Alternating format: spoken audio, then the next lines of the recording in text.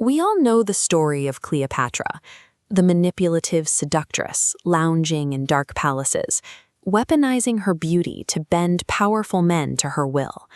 But to really understand her, we have to fix our timeline.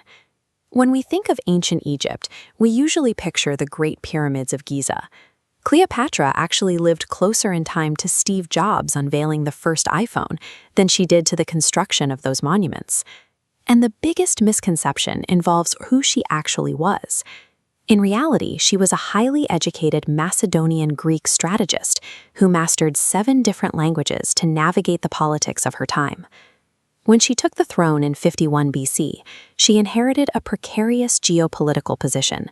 Her father had left the kingdom heavily indebted to an expanding Roman Republic.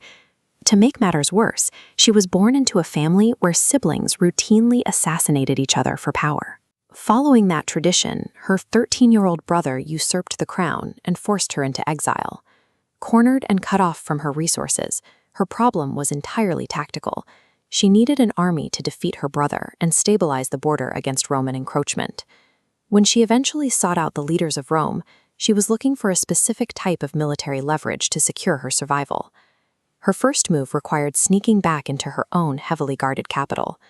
To get past her brother's soldiers and reach Julius Caesar, she had herself tied inside a rough leather sack and smuggled into the palace.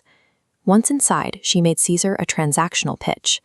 Use Roman military might to put her back on the throne, and she would guarantee Egyptian wealth to fund his future campaigns. The deal worked. Caesar's reinforcements arrived, her brother's forces were defeated in the Nile, and she reclaimed control of her kingdom. They eventually had a son together, named Caesarion. This child functioned as a biological anchor for the alliance, intertwining the future of the Ptolemaic and Julian lines. That alliance shattered when Caesar was assassinated. Cleopatra analyzed the fallout, looking at the fractured Roman leadership to figure out exactly who she needed to back next. She targeted Mark Antony.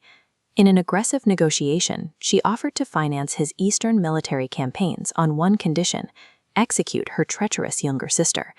This map establishes the baseline borders of Ptolemaic Egypt. With Antony relying on her treasury, she set an enormous price for continued support.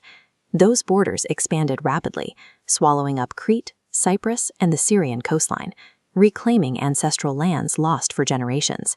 They operated as equal partners, a dynamic documented by the joint silver currency they circulated, bearing both of their profiles.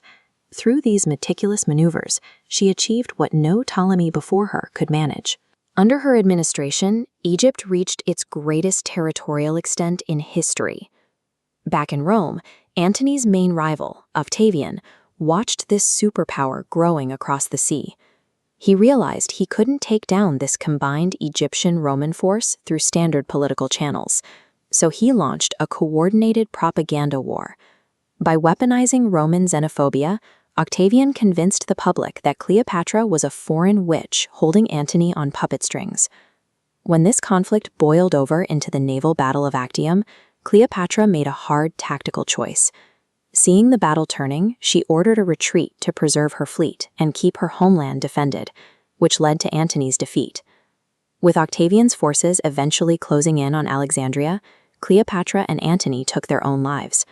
She purposefully denied her enemy the glory of parading her through Rome in chains. In the immediate aftermath, Octavian annexed Egypt, executed her eldest son to eliminate rival claims, and crowned himself Augustus, the first emperor of Rome. With total power secured, Octavian held control over the historical narrative. He permanently encoded his wartime propaganda into the official record to justify his invasion. Her administration, her intellect, and her command of diplomacy were slowly buried beneath 2 millennia of Roman spin. She played a high-stakes geopolitical chess match against an emerging global empire and narrowly lost. This was the legacy of a master strategist and the final pharaoh of Egypt.